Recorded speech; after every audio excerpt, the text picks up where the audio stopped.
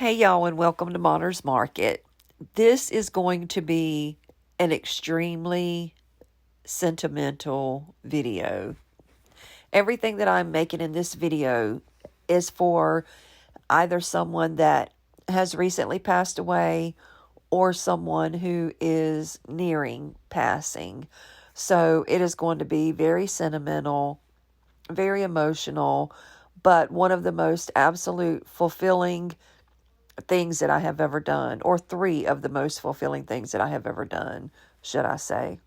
But I wanted to share it with you because hopefully it will give you inspiration and you may draw something from it and be able to create some of the things that I have done. And it's really stuff that I never dreamed I could have done. So let's get right into what we're going to be doing. DIY number one are some memory pillows. Now, these memory pillows, I think I ended up making close to 25 of them, were made for two different men. It was a father and a son who have recently passed away from COVID. And a family member got together and gathered all of these shirts up. And there were so many shirts that I was able to make several pillows and actually even a couple of quilts. So the first thing I'm going to show you is how to make these pillows. You want to take the t-shirts and lay them out and cut the sleeves out, and then you want to go down both sides and just cut that seam out. You want to make sure that you get the actual seam itself out of the way. I use this roller. I have three different ones. This one I probably needed to have changed the blade on. But once you get that, then you want to go ahead and cut the neck out. Cut the neck out as close to the collar as you can get, because some of these pictures are so close to the top that you're going to need all of that space. Once you get your shirts cut out, I actually just did all of mine at one time. But once you get your shirts cut out, you want to take the bottom of both front and the back of the shirt. I'm getting a little bit ahead of myself. Let me tell you what else I done. I took the pillow, I laid it out, and I found something to make a template. I was hoping to find a piece of cardboard that was a little bit more sturdy, but it ended up that this piece of paper was actually perfect for what I needed. So what I did is I just laid the piece of paper out and I played with it a couple of different ways. I tried putting it on top of the pillow, but it just ended up working best for me when I put the pillow on top of the paper. And why that wasn't immediately like the best thing to do, I don't know. But anyway, I finally figured it out. Put the pillow on top of it, and I gave myself a little bit of leadway all around the pillow, for the puffiness of the pillow. I hope that makes sense. And then I just cut it out, and then I have my template for the size that I'm going to need to cut my shirts. So I go ahead, finish cutting this template out, and I wanted to do this part in sort of a real time and not really speed it up, where you could see how I was cutting the shirts out and making this little template. But it's that easy as far as getting your template and knowing what size to make your actual pillowcases. Now, with each one of these shirts, I laid them flat and I took this template, laid it out, and I wanted to get it as close to the top as I could get to save as much of that image that was on there and try to get it as close to center as possible. Now, that wasn't always possible because either the image was too big or too small, or you'll just see what I'm talking about whenever I go through a couple of different of these shirts. Now, I'm not going to put you through watching me do all 25 of these shirts, but I did want you to watch me do a few of them where you could kind of see, exactly what I was doing. Now, if you watch when I cut this right here, I'm not going to cut the very bottom right there. I'm going to leave it intact, get my tongue untied, as intact as possible, because we're going to use that bottom piece for one of the flaps on the back side. And what I'm actually making with these are like a little pillow sham, so that when the pillows get dirty, they can just easily take this little pillow sham off, wash it, put the pillow right back in it, and use it over and over for as long as they need to. So what you want to do is you want to take that bottom piece, and you need the seam now. You need the very, very bottom of the shirt so that you have a really clean edge on your pillow sham. Now, each one of these shirts are going to give you a different size bottom that's left over. Does that even make sense? I hope that makes sense. So I just go in and I trim off as much as I can save of that bottom piece. And that's going to be half of the back of the little flap for the pillow sham. Excuse me. It's really hard to tell with this shirt being black what I'm talking about. But if you can picture in your head a pillow sham that you have on your pillow on your bed, you know how it kind of overlaps. One side overlaps the other side in the back. And that's what we're going to be doing with the bottoms, the bottom portions of these shirts. We're going to be using that and using the seam that's already there, so we don't have to recreate that seam. I mean, we don't want to do double and triple work. You know what I mean? So we go ahead and we just cut it out. And once we get it all cut out, then I lay it out and overlap that point right there where the pillow will go into the pillow sham by as much. I was trying to get at least 3 inches on all of the shirts, but some of them I couldn't quite get 3 inches. Most of them I could, because there wasn't that much shirt left when you got to the bottom of the image. But then I go in, I just go ahead and finish trimming off the excess. It's already all pinned together, and that's it. Now your pillow sham is already in place right there. But now all we have to do is just sew straight around all 4 edges. You don't have to do anything else. You just go straight around one edge, go around the second edge, third edge, and then fourth edge, and you are done. It is that simple. And then you flip it inside out and you fill it with your pillow form. Now, the pillow forms that I used on the ones that I'm showing you here, I got from Walmart. You get 2 pillows for $5.96, I want to think. So it's about $3 a pillow, which isn't bad.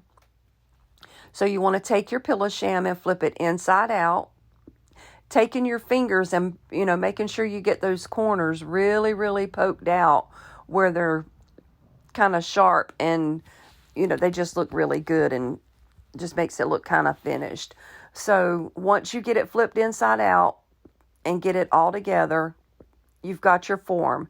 That's the piece that you can take off and wash whenever you need to. Now, you're going to tuck it in one side, making sure that your pillows go all the way up into the corners, and fill that pillow sham out really good.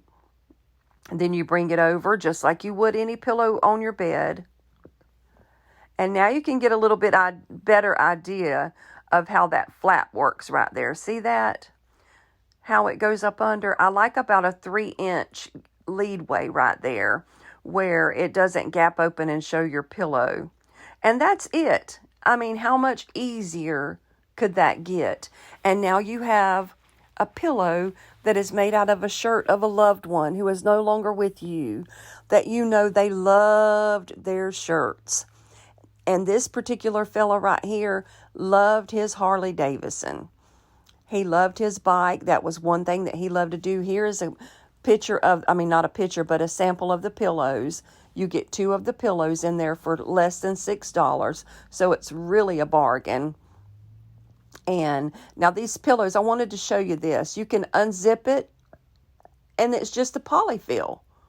Super easy. So if you wanted to make your own pillows, you could literally do what we just did, add a little zipper in there and make your own pillows. But I didn't want to get into that. It was for $3 a pillow. It was just too easy to do it this way. And I'm going to show you just a few more I'm going to go through a few more of these and show you how I did it in case you missed it. And you can see a little bit better with the lighter colors what I mean when I'm talking about those flaps. But hopefully that made sense anyway. So I'm going to go in first and I'm going to get my Superman image, and that's going to be the front of our pillow. And then I'm going to take my template, and whenever I lay that template down, I'm going to try to get it as close to the top of that shirt as possible, right there in the middle where it kind of comes down into a curve. You see right there, right smack in the middle. And then that will give me as much of that Superman as possible. And I'm going to line it up right there at the top as close as I can. And I'm going to keep that edge. That's going to be my edge that I'm going to use as a guide.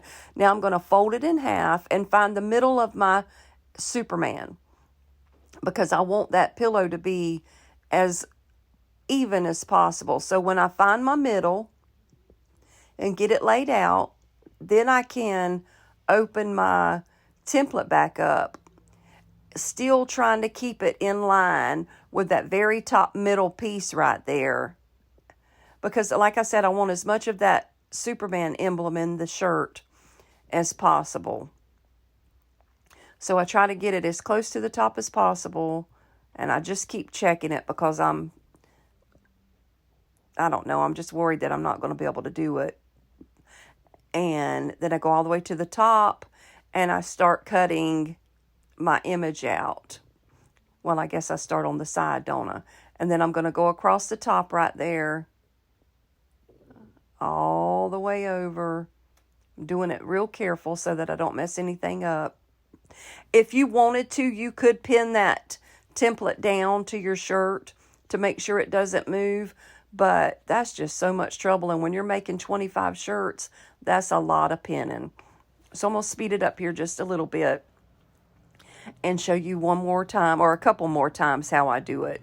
So I just go in, I take the front and the back two flaps, I pin it all down and sew it. But now what I did is I just did them all at one time. I cut them out all at one time, and then I sewed them all at one time. It just made it so much easier to me. But if you have any questions about how I did this, and if I sped it up too much, leave me some comments down in the bottom below, and I will be so happy to explain it to you a little bit better. But they are super simple, super easy, and I mean, how much more sentimental does it get? Especially this shirt right here. It said Daddy's Baby Girl. He used to wear that t-shirt when this young lady was a baby, and he liked to have wore that t-shirt out. But how special was it when she was handed this pillow, knowing that that was her daddy's favorite shirt when she was a baby? I mean, it just don't get any better than that, guys. And to know that I had a hand and given them something that was going to bring them some comfort in their massive loss. Like I said, it wasn't just one family member, it was two. And unfortunately, that's happening all over the world, especially here in the United States. You know, they're predicting that we're going to have upwards of 500,000 people by the time they get a handle on this. But just knowing that I could make these for these family members, it just melted my heart. And the lady that bought them from me, or, you know, that I made them for, I shouldn't say bought them from me, but that I made them for, was so kind to send me a picture of each and every one of them receiving these pillows. And I have cried more tears this year. I just can't even tell you. It's really kind of hard not to get sentimental right now. If y'all have watched my videos in the past, you know I'm a crybaby when it comes to sentimental stuff.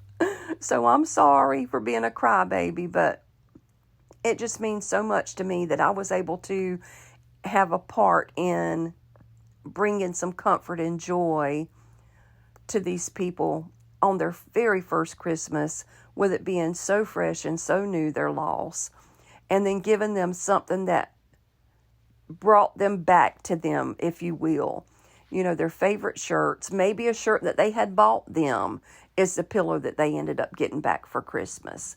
I'm not sure how they did it, but she was very kind. She sent me a picture of every single person receiving these shirts, and I just thought it was just so sweet of her to do.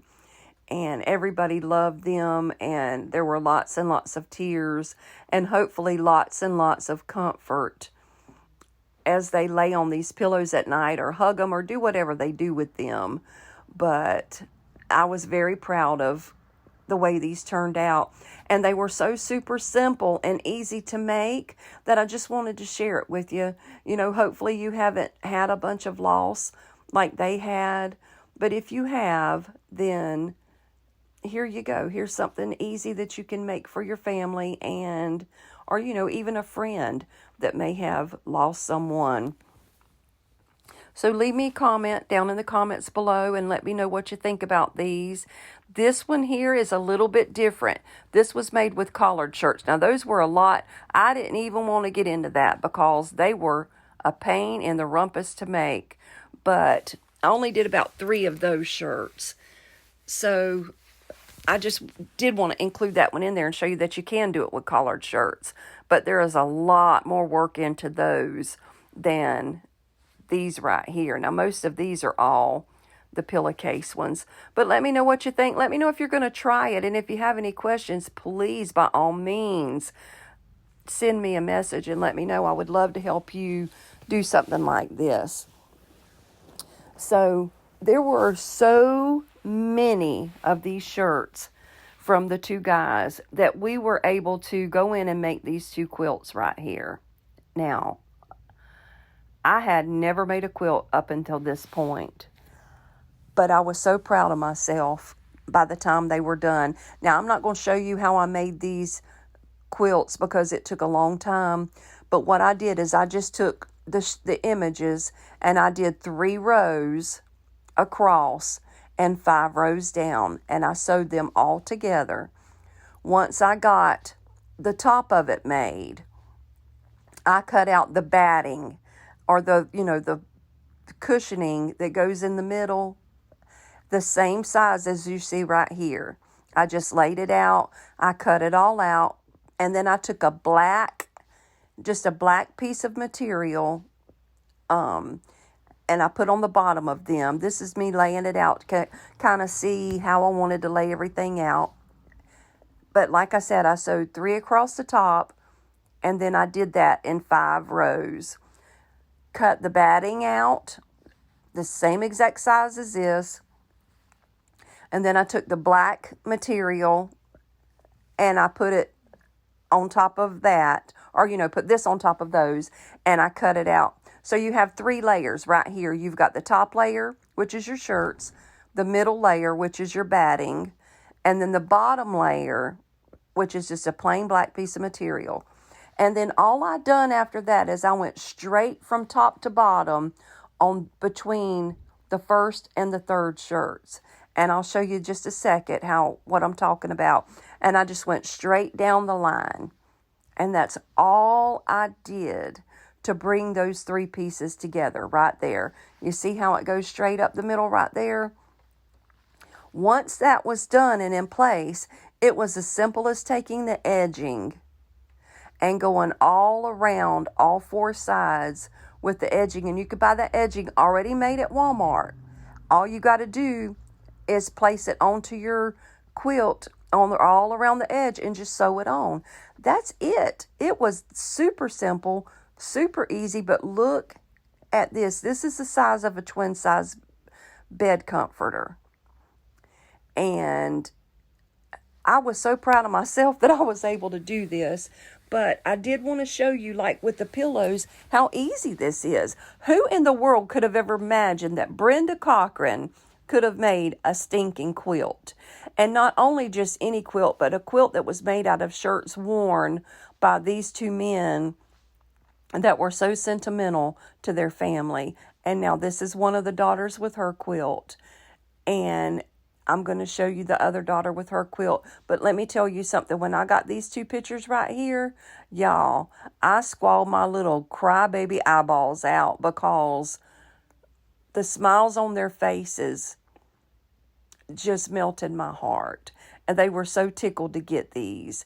And those, along with the pillows, come on now. I mean, how much better does it get to know that you had a hand in making something so precious for these family members who had lost so much? But it was so easy to do. And now this one right here, let me tell you about this one. This is DIY number 3, Papa's Checkerboard. Now, I am a Florida Gator fan through and through. I bleed orange and blue, and it hurt my Gator heart to make this bulldog board. Well, no, not really, because I'm making it for one of the most precious men in my life, Mr. Tom Griffin, better known as Papa. So what I did is I took this board. Let me tell you a little bit about this, and then I'm going to tell you a little bit about Papa. I took this board. Now, this board is oblong, but of course, with checkers, you want a square board. You don't want an oblong board to play checkers on. But what I wanted, the reason I had it oblong is because I wanted an edge on both sides that I could put Georgia down one side and Bulldogs down the other. So I measured everything till I got my square in the middle for my checkerboard. And I couldn't find my ruler, and I was too lazy to go outside and try to look for it. So I just took another piece of board that I'm going to make another gator board with. And I used that as a ruler. It was already cut straight anyway. So I just went in and I made my lines. Now, these checkers right here, I got at the Dollar Tree in a bag with a little plastic checkerboard and these checkers. And this is what I was going to originally use. And it would have been so quick and so simple and so easy. But the board wasn't big enough. And my checkers were way too big. So I work with a lot of epoxy. You've seen me do it in the past. And I said, well, shoot, I'll make my own checkers. So I didn't let that stop me. I went online to Amazon. I ordered me a checkers mold. And here they come. There's these little individual molds right here. Well, of course, with his checkerboard, I needed some red ones and some black ones. So first I'm going to mix my red. Added just a tiny bit of red mica powder and some red glitter. Mixed it together. Now, when you're using epoxy, you want to do a 1-to-1 ratio, but we're not going to get into all that in this. I always have me an extra mold left over for anything, and I made some little earrings. I actually had enough out of the black and the red to make some earrings out of both of the leftovers. So I poured my red, I mixed my black, and I actually added some black glitter to that, but I used some black dispersion color from CCDIY. And let me tell you something. I took a toothpick and I dipped it down in that dispersion color, and then I dipped it down in my epoxy. Son, that was 10 times too much. I could have dipped the very tiny tip end in that dispersion color, and it would have colored that whole cup of epoxy. And I'm going to tell you what, that stuff goes a long way. So don't look at the price to it, because you will have it forever. It is very potent and very strong. So, you know what? I said a toothpick. I meant a popsicle stick. But I did add some glitter right there. But like I said, you couldn't even see the glitter because that dispersion color is so intense that it just took away that glitter. But anyway, I'm rambling here. So I went ahead and I poured my black checkers, got them poured. Now, I was using fast set on this, and it didn't take but about an hour for these to be set up and be done. but I did let them set overnight because I wanted to get my checkerboard painted. So this is me just filling in my little earring mold right here with the leftover.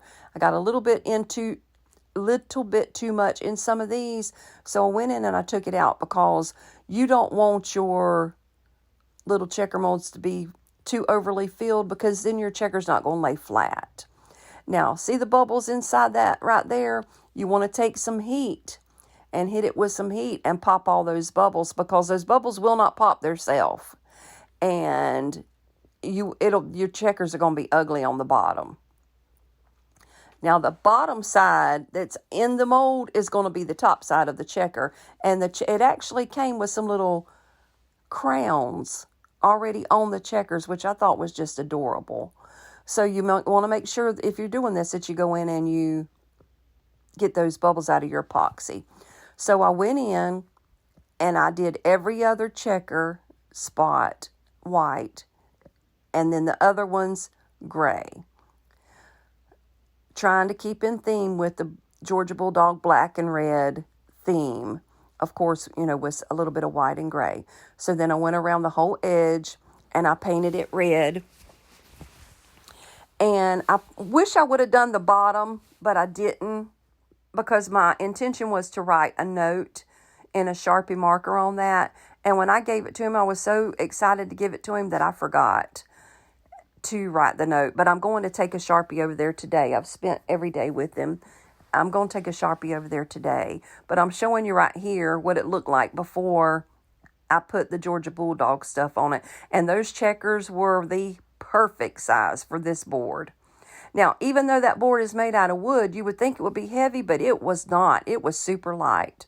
So then I took me a Sharpie and I went in and I drew out every single line around these. Now, I started to go really fast, but then I slowed down because I thought, you know what, they ain't even going to be able to see what I'm doing if I don't slow this daggum thing down. So I slowed it down so you could see this, and I just went around every single one and just made my little lines. Now, I had originally thought about cutting some lines out with my Cricut, but then I got to thinking, as you're sliding your checkers, even though I would put maybe a polyacrylic or something over it, I didn't want those lines to start peeling up from the sliding of the checkers and pushing up on the edges of them. So I figured it was just as easy to take the Sharpie and go in and do it myself. So that's what I did here. Now I'm going to speed it back up a little bit here, since you see what I was talking about. But I just went in and I drew all of my lines down, and it was time consuming, but you know what? Kind of just knowing that I did it all by hand for someone so special just made it easy. Like, it just wasn't even hard to do. So I took the red paint, went around the edges to give it, sort of a good clean finished look, and finished up the actual base paint job, if you will. I don't even know how to say that. And then once I got the little red stripes on the side and got the front end and the back end all painted up, I made me a stencil with the Cricut. But first, I wanted to show you what these checkers looked like once they were done. Look at that detail on those things. If I had a super thin pointed gold Sharpie paint marker, I would go in and fill those in. I think I might, when I finish this video today, I think I might try to find one. But anyway, I took my stencils and I laid them down and went on there and just daubed my little dauber, filling in my stencil. And I went to clean up a little bit of paint with that around that G, and I ended up smearing the whole daggum thing. So I took my little handy dandy baby wipe and just removed the whole G and went back in, put it back down, and daubed it back on there. And that was it. So I went in and I took my little extra pieces of vinyl out and on the middle, I was scared that it was going to run and be out of control with the paint, and I didn't want to risk having to redo that whole checkerboard. So I got the bright idea to use what I thought was a Sharpie marker. Well, guess what? It wasn't a Sharpie marker. It was a stinking paint pen, and it ran anyway. So when I pulled my stencil up right there, that sucker was all over the place. So what I had to do was take me a paintbrush and go in by hand and try to make a little bit fatter lines to cover up the runs. And it worked, but you could tell I had done it by hand, and it was definitely not a perfect job. But I honestly think in the end it just gave it a little bit more character anyway, and it just made it look like a little more handmade with love. I don't know how I want to say it really, but I just put that G for Georgia right there in the middle, and that was it. I took me some polyacrylic and put a couple of really good coats on it to protect that paint, and the board was done. Now, when I got this little baggie right here from the Dollar Tree to put the checkers in, I wrapped it up in black and white paper, and on the inside had red and white stripes, so he still got his black, white, and red. And that's my papa. That's Mr. Griffin, one of the most precious men in my whole entire life. This is him opening his present, and he didn't know what it was, but once he got it open and he tore the front down, he was tickled to death to see it was the Bulldogs. I have to tear it from back here. There you go.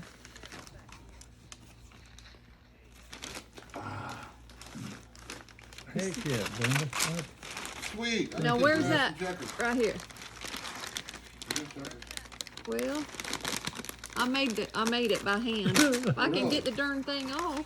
Oh, nice. Yeah. I made the checkers too. Huh? I made the checkers too. Oh my gosh. I made the checkers. Oh.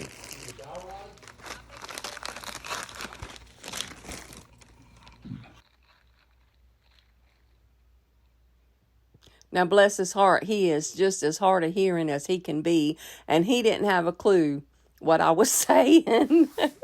I ended up telling him later, and he said, "Oh, you made the checkers." And then it just meant that much more to him. So I want to end this video with some pictures of me and Papa, and I'm going to make sure he watches this video. And Papa, I love you. And I treasure every single minute I have ever spent with you. And I hope you enjoy that checkerboard while you can. And please know that every single minute I spend with you, I will never, ever forget. And I love you and I adore you. And I had the best time making that checkerboard for you. And I hope you get a lot of use out of it. So guys, leave a message for Papa down in the comments, and I can promise you he's going to read them. And if he don't read them, I'm going to read them to him. If he's not able to read them, because he's getting weaker and weaker every day, I'm going to make sure that he hears every single comment that you guys leave him. But that's all I have for you this week. Like I said, super easy DIYs, all of them. They all will tear at your heartstrings and tug at your heartstrings, but they couldn't be easier to make. Now that little dog right there, that was Little Bit. That was Papa's pride and joy, and he lost her a couple of years ago. But just wanted to end with some pictures and some memories of Papa. He always bought us tickets every New Year's Day to the Tax Slayer Bowl. That was his Christmas present to us. And we went for years and years with him. And we didn't get to do that this year. And it was very different. New Year's Day was very, very different this year. But at least we still had him with us this New Year's Day. So his birthday is tomorrow, and we plan on making it the most precious birthday ever.